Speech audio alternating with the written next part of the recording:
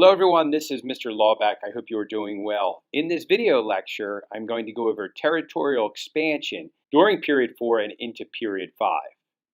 This video will play much like a podcast, so if you just want to listen to it, I think that would be fine also. So items I will go over: the Texas Revolution and independence, the annexation of Texas to the United States, Manifest Destiny, James Polk as a president, and the Mexican War and the results. So let's start with the Texas Revolution. Texas belonged first to Spain and then, after 1821, to Mexico. The Mexican government opened up Texas to settlers from the United States. The Anglo-Americans, that they were referred to, received generous land grants at low prices. In exchange, they agreed to become Roman Catholic and citizens of Mexico. They also agreed to speak Spanish. By 1830, there were about 30,000 people in Texas. 90% of them were Americans.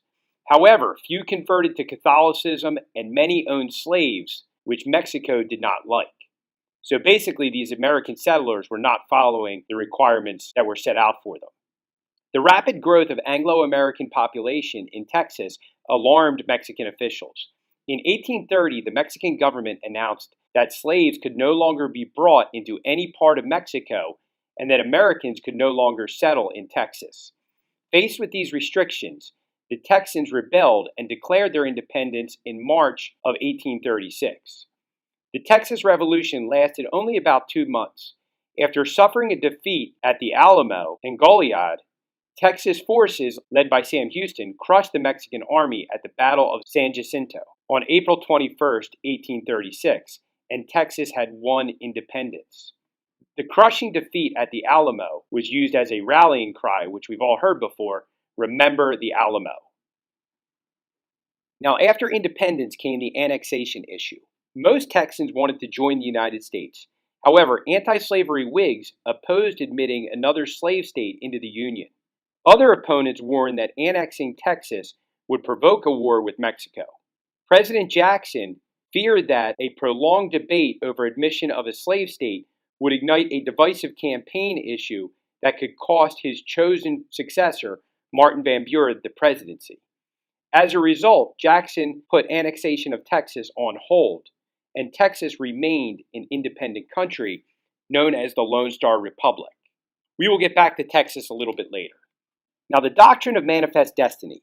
During the 1820s, many Americans thought the boundaries of the United States would not extend beyond the Rocky Mountains. However, the quest for land, opportunity, and adventure excited new generations eager to explore and settle the western frontier. By 1860, over 4 million people lived west of the Mississippi River. In 1845, John L. O'Sullivan, the editor of the Democratic Review, gave the nation's expansionist spirit a name when he coined the term manifest destiny. O'Sullivan declared that America's right to territorial expansion lay in, quote, our manifest destiny to occupy and possess the whole of the continent which Providence, or God, has given us. Illinois' Representative John Wentworth expressed this optimistic sense of America's special destiny when he told Congress that the original states had a divinely sanctioned mission to become the, quote, great center from which civilization, religion, liberty should radiate and radiate until the whole continent shall bask in their blessings. A famous painting which you can see here is by John Gast, which is titled American Progress. Under this manifest destiny, many Americans thought the United States should spread from the Atlantic coast to the Pacific coast. Now, of course, there were already thousands and thousands of people living in this area, Native Americans, and this was their land. So as you could guess, controversy and conflict would ensue. Polk and manifest destiny. The issue of territorial expansion dominated the 1844 presidential election.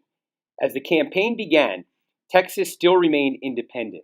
California still belonged to Mexico, and America and Great Britain still shared the Oregon Territory in the Northwest. The Democratic presidential nominee, James K. Polk, shared Jackson's belief that America was chosen by Providence, or God, to be the guardian of freedom.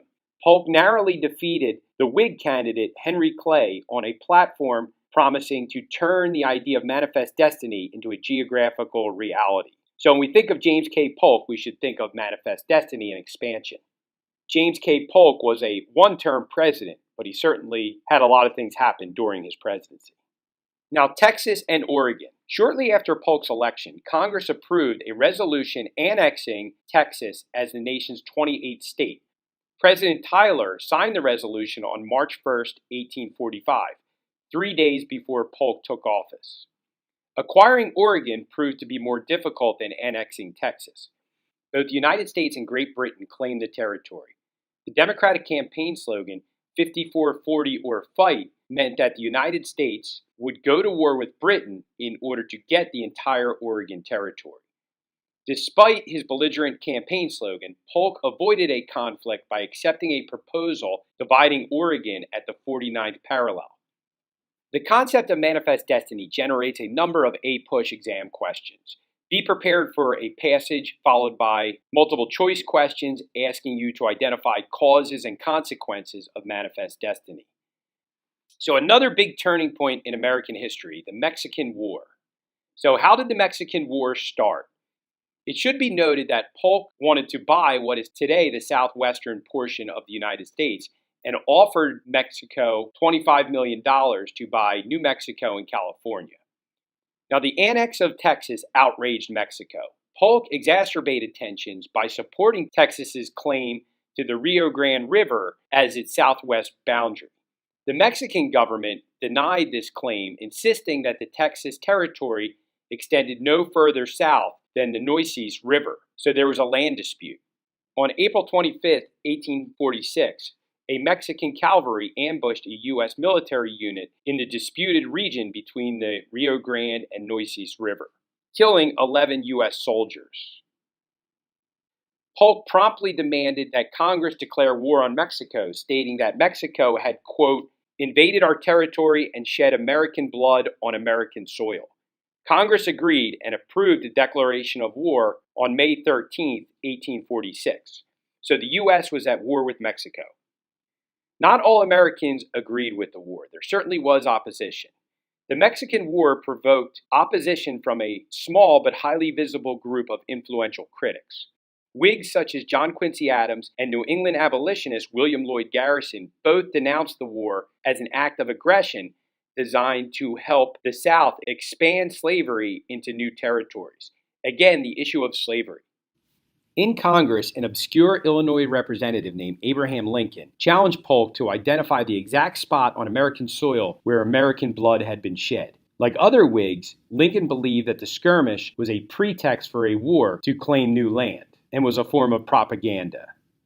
Also in opposition to the war, Henry David Thoreau staged the best-known act of protest against the Mexican War. As a gesture of opposition, the transcendentalist writer spent a night in jail for refusing to pay a state poll tax. Thoreau later wrote the classic essay, Civil Disobedience, urging passive resistance to laws that required a citizen to be an agent of injustice. Thoreau's essay became a source of inspiration for Dr. Martin Luther King Jr.'s philosophy on nonviolent protest during the civil rights movement, later on in the 1960s. So back to the war. American forces led by Generals Zachary Taylor and Winfield Scott successfully conquered Mexico. Taylor became a national hero when he defeated a much larger Mexican army at the Battle of Buena Vista. Scott won public acclaim when his forces captured Mexico City. While American forces invaded Mexico, Colonel Stephen W. Kearny captured Santa Fe, New Mexico, and then helped secure California. Some other big notable people from the Mexican War were Franklin Pierce, who would become president, Stonewall Jackson, Robert E. Lee, and Ulysses S. Grant. Now, while the Mexican War was not significant in terms of the death toll, 79,000 people participated and 13,000 people were killed, but the outcome was quite significant. The Treaty of Guadalupe Hidalgo. This treaty officially ended the 2-year war. Mexico ceded New Mexico and California to the United States, while also accepting the Rio Grande as the Texas border. New Mexico included what is now Arizona, Nevada, Utah, and parts of Colorado and Wyoming. The United States acquired more than 500,000 square miles of new territory, while Mexico lost about 1/3 of its territory. The later Gadsden Purchase was not part of the Treaty of Guadalupe Hidalgo. The purchase included land in the southern portion of the New Mexico territory intended to facilitate construction of a transcontinental railroad from Houston, Texas to Los Angeles, California. This was called the Last Piece and was purchased for $10 million. So the modern-day Southwest United States was basically gained by the Guadalupe-Hidalgo Treaty and the Gadsden Purchase. So some big takeaways. The War of 1812 sparked a wave of post-war nationalism, and the Mexican-American War sparked a brief moment of triumph.